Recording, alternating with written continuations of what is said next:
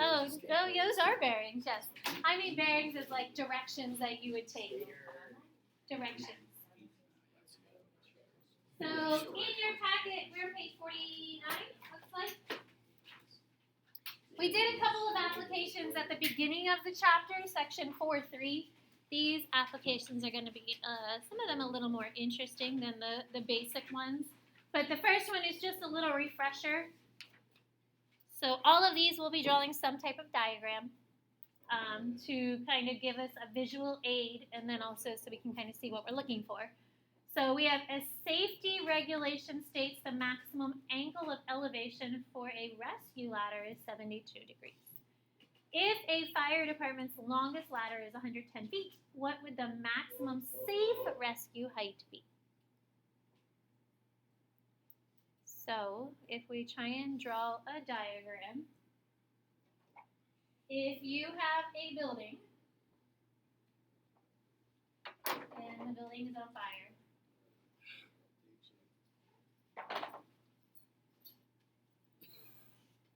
looks great. It says that the longest ladder in this fire department is 110 feet. How would the ladder be propped up against the building? Yeah, diagonally. So maybe here's the window trying to rescue someone. But this would be our ladder. And that ladder is 110 feet.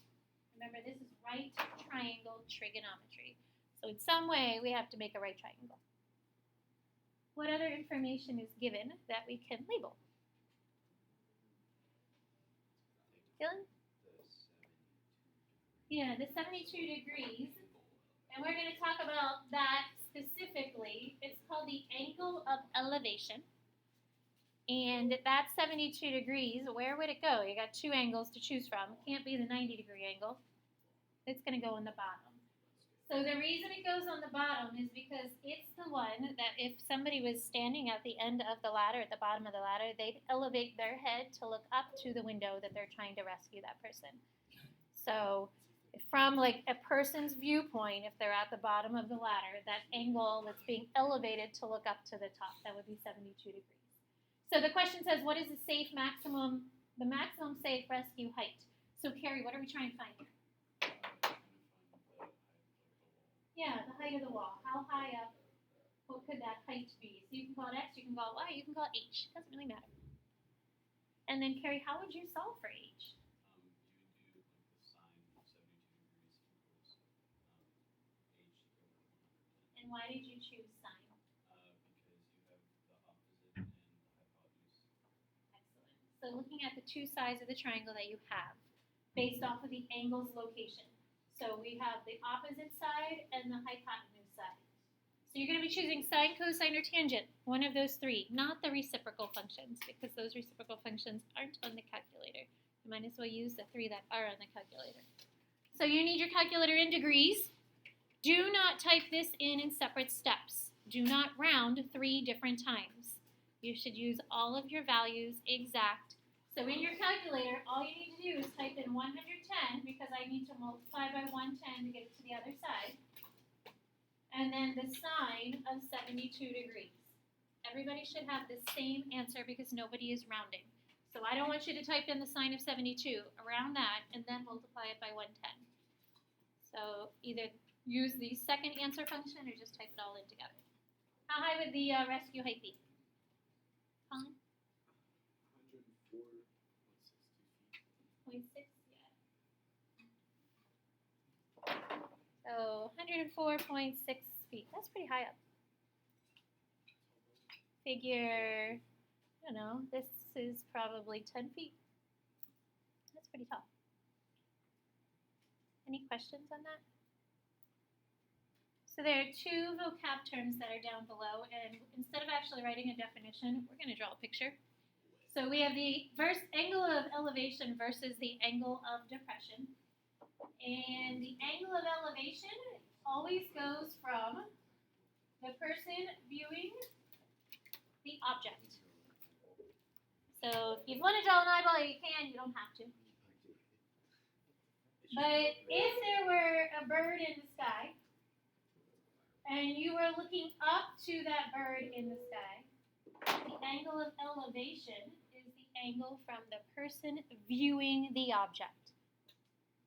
So the angle of elevation in this case would be actually at the bottom because you are elevating your head to look up at the object in the sky.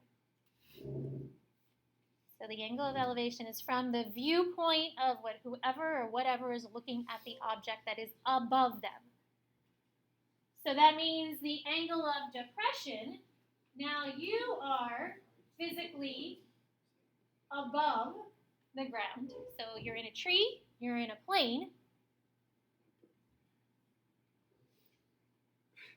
and you are looking at something down below, whatever happens to be. Another bird down below. I'm going to draw a boat. It's a dead bird. Yeah, no, it's just a bird. It's a school. So the angle of depression is the angle with the horizontal. If I were flying, I'd be traveling in that horizontal form. And then it connects right here, and it's the one looking down at the object. Both of these are created from the horizontal.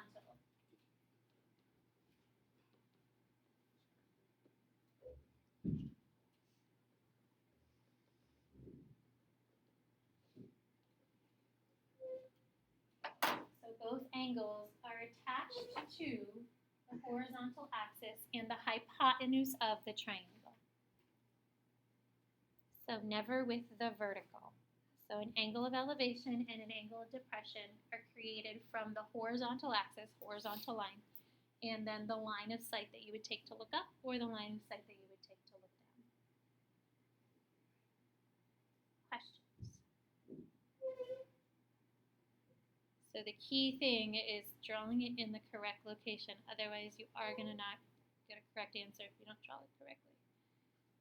So from the horizontal and then your hypotenuse or wherever your line of sight is taking you. So example 2 is a little more interesting than example 1, and example 3 will be a little more interesting than number 2.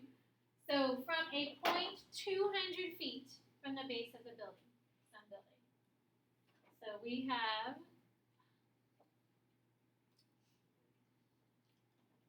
a point that is 200 feet from the base of the building. So just stopping there, draw yourself a little building. Some windows. And you can draw your building on either side. So, but I have a point that is 200 feet from the base of this building. So just labeling as I go. First thing, I've got a building, I'm 200 feet away from it, there's a point on the bottom of the ground, or in the ground. The angle of elevation to the bottom of the smokestack is 35 degrees, while the angle of elevation to the top is 53. Where's the smokestack? It's a chimney. My blinds are closed, but the middle school has a smokestack that maybe you can see it through my blinds. It's like in the center of the building. That's where essentially the boiler is venting out of. So that's what we have. That's kind of exactly what we're talking about. It's a chimney, a smokestack. It is on the top of the building.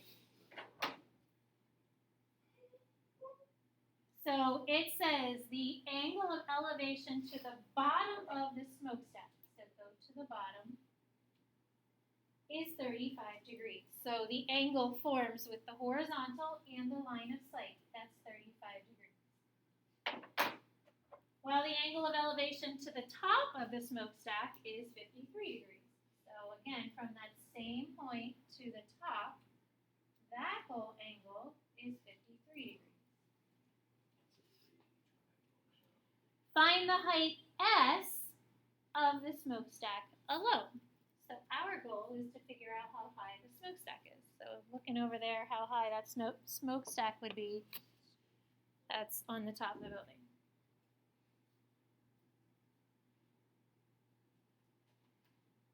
So what do you think you need to do, Colin? Okay, so if we subtract 35 from 53, oh, come on. So if we subtract 35 from 53, that gives us this little angle right here, because because this is 35, the whole thing is 53, that would give us this tiny little angle in between here. The problem with finding that is that it's not a right triangle, because then I'm looking at this little triangle here, and that is not a right triangle. So we can't do that because we only know how to solve for things with right triangles. It can't be any other type of triangle.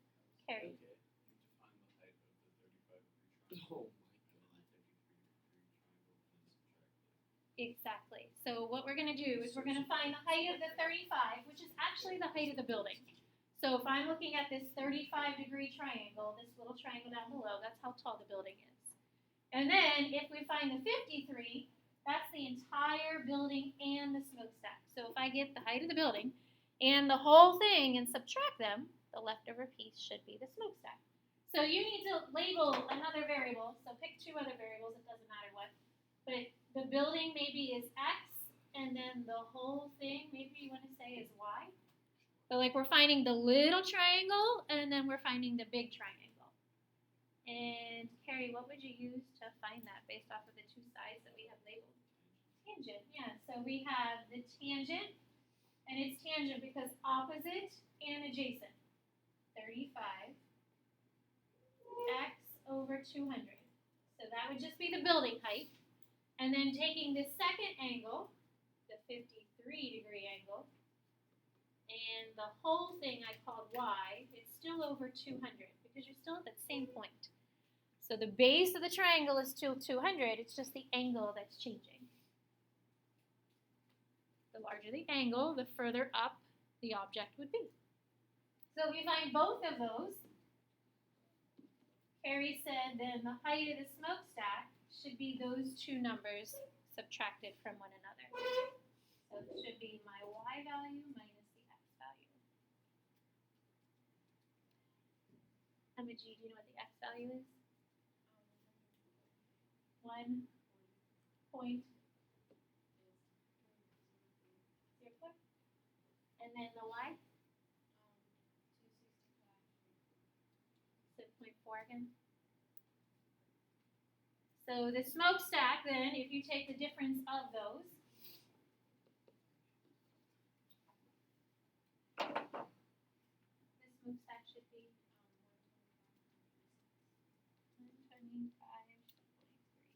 And I think this is in feet.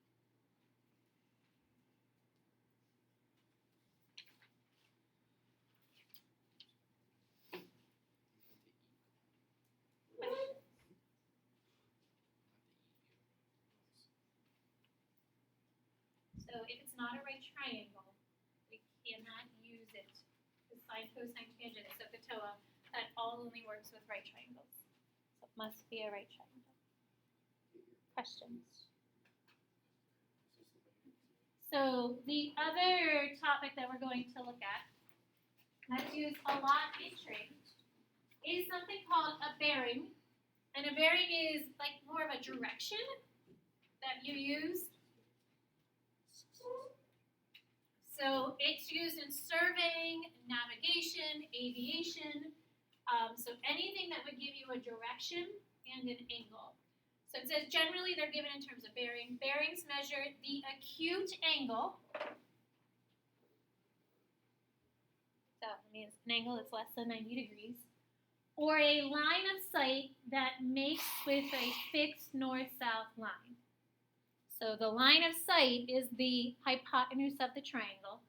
And this is created with the north-south line. So we're talking about what it is called cardinal direction. Thanks. So fixed north-south line is really our directional. Are you going north? Are you going south? Of course, then we have east and west.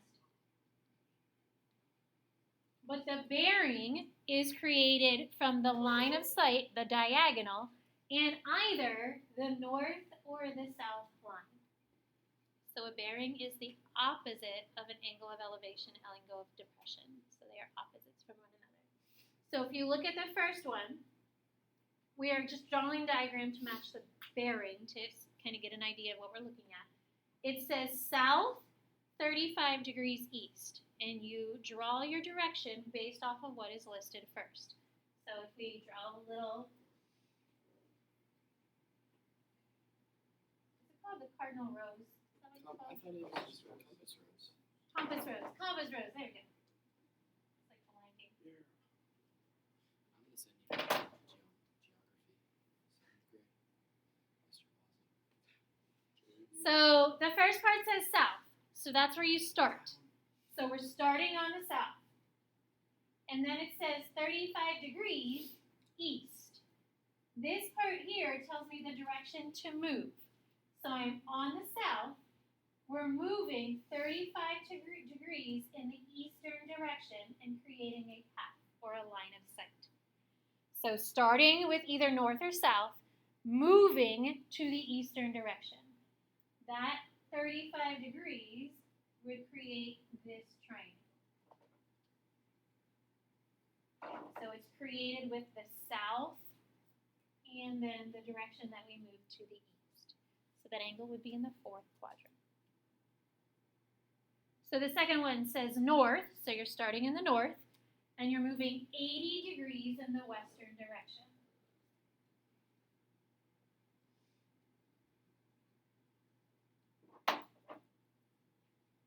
So Brenton, what quadrant would north 80 degrees west be? Quadrant 2. So you're starting at the north. The direction you're moving is west by 80 degrees. So that's a pretty big angle going from the west. So we would then make a triangle attached to that 80-degree angle. So the bearing is attached to the north this time. That's how we're starting. The third one says north and then 45 degrees east.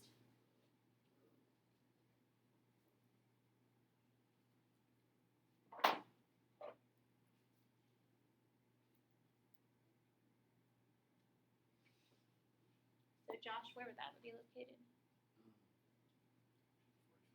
northeast. So like 45 degrees. Yeah, so First you're quadrant. north, you're moving east, and he said the first quadrant. So right here would be 45 degrees. If it said like, can you go like north to south, or would it have to be like? It's always from the north or south. So a bearing is only given from north or south, moving east or west. So the last problem, we're going to see if we can use bearings to draw a triangle, and then we're going to try and solve for whatever information is given. I suggest you trying to make a semi-large diagram. The smaller it is, the harder it is to kind of see everything inside. A ship leaves port at noon and heads due west at 20 knots, which is nautical miles per hour. Okay, so if we're moving west, where should you start your graph?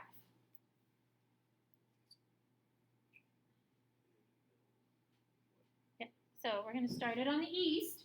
It's moving west. So I'm going to put a little point here.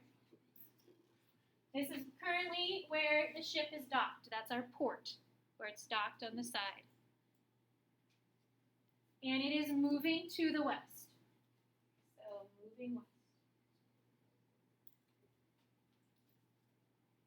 And it says 20 knots, nautical miles per hour. So this is at noon. The second sentence says, at 2 p.m., to avoid a storm, it changes course. So it's heading west until we hit 2 p.m. And now it has to change directions because it notices there's a storm. So what distance would we have traveled from noon to 2 p.m. before we changed direction, Hannah? 40. Yeah, so 20 nautical miles. But it's 2 hours from noon to 2 o'clock. So this distance is 40 nautical miles. So from noon to 2, it's traveled 40 nautical miles, but now it has to change locations. And right here, I'm going to just put in a little XY axis so that we can get our bearing, because it's giving us a bearing. So now it says the bearing or the course that it's taking is north 54 degrees west. So because I'm right here at this point, we're now changing the direction. So we're going from the north and moving 54 degrees to the west. And that then creates our new hypotenuse, our new path. So 54 degrees toward the western direction.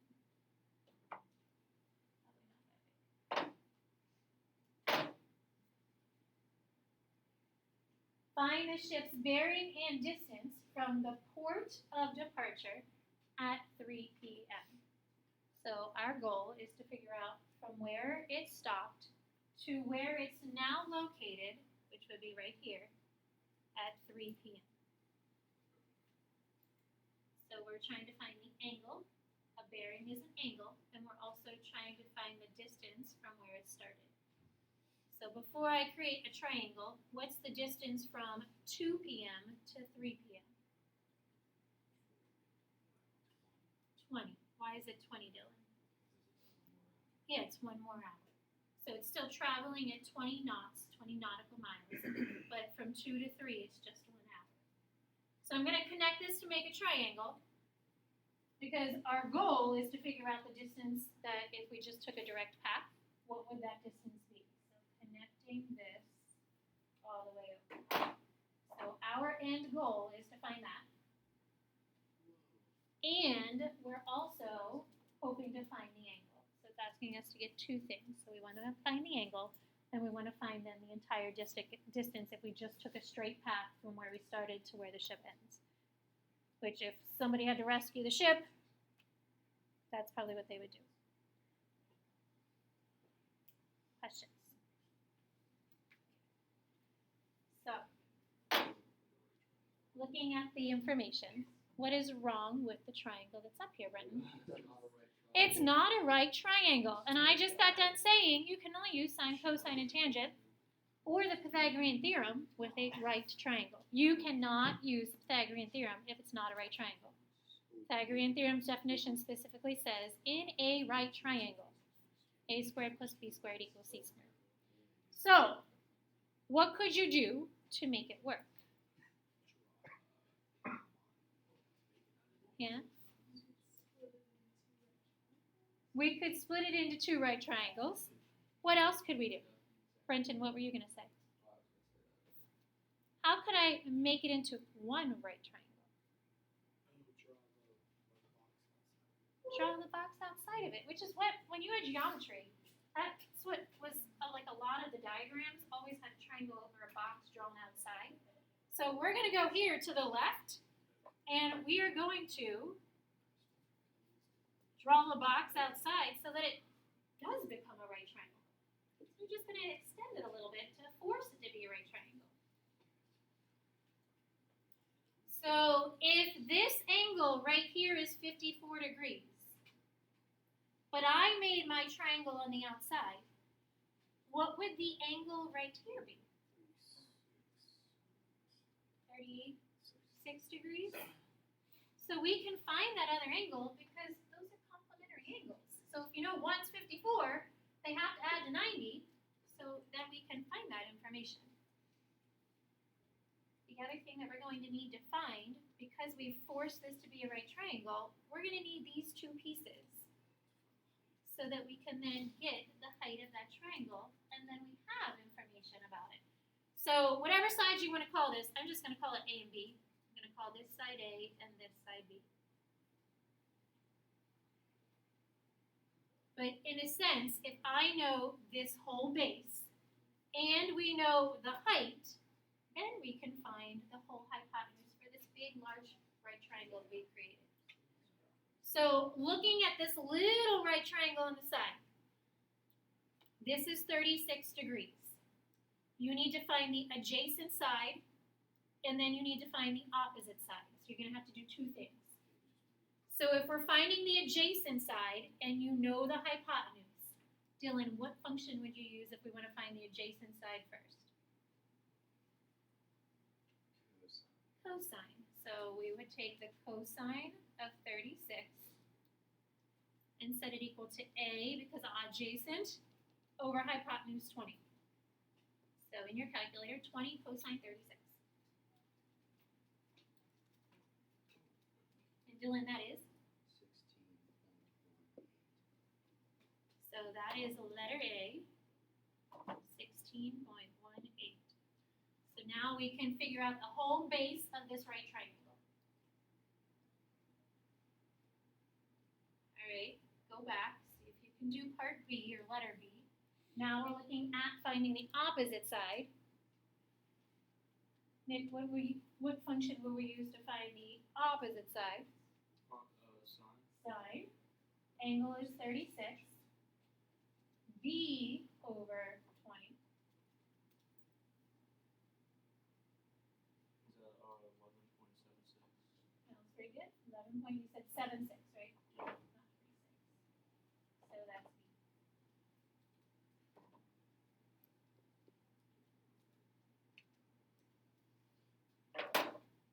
So now just look at the diagram. See how you think you could find the distance from where we started to where the ship currently is somewhere in the middle of the ocean. So how would you find that?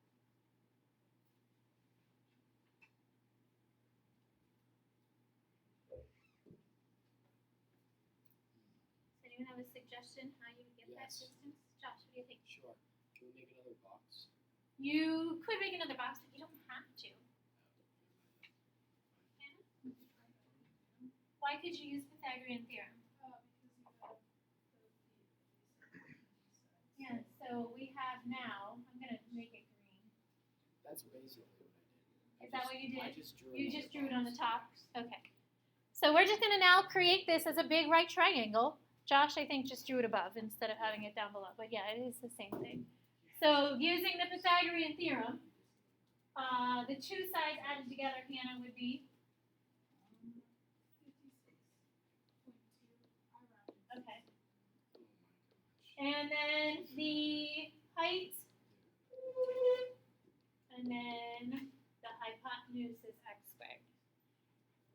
So adding the whole base together, squaring it, plus the height, 11.76, squaring it, setting that equal to x squared. So make sure you square them individually and then add them, and then take the square. Josh, what did you get for that distance? I got 57.4.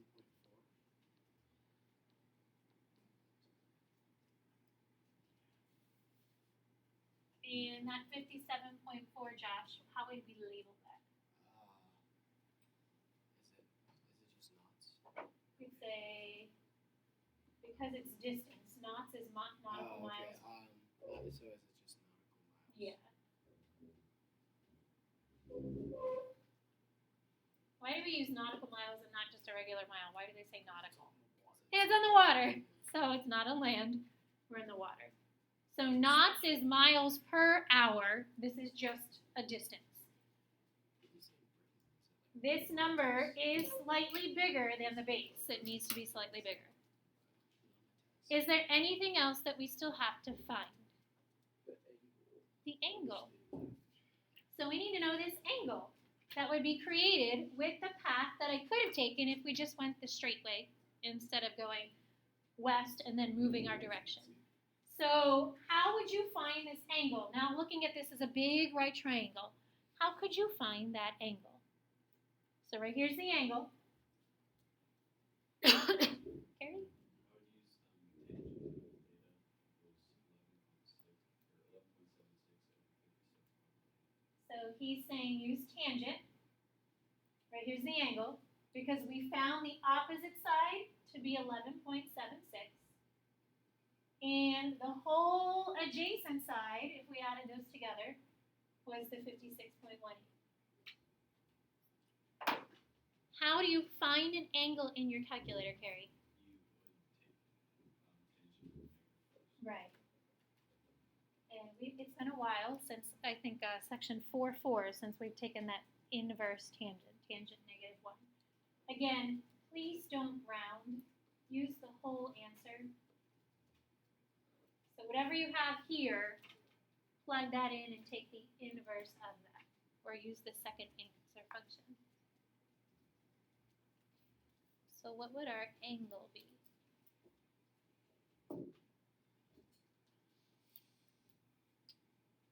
What the calculator give you?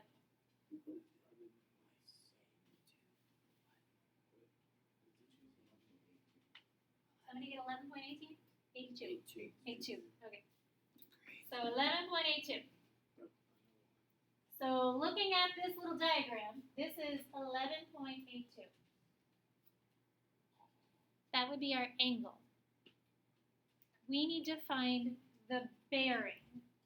So this is a big problem compared to the other two.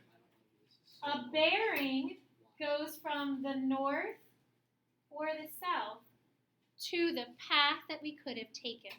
So the bearing is this angle right here. We have the angle inside the triangle. How could you find the bearings angle?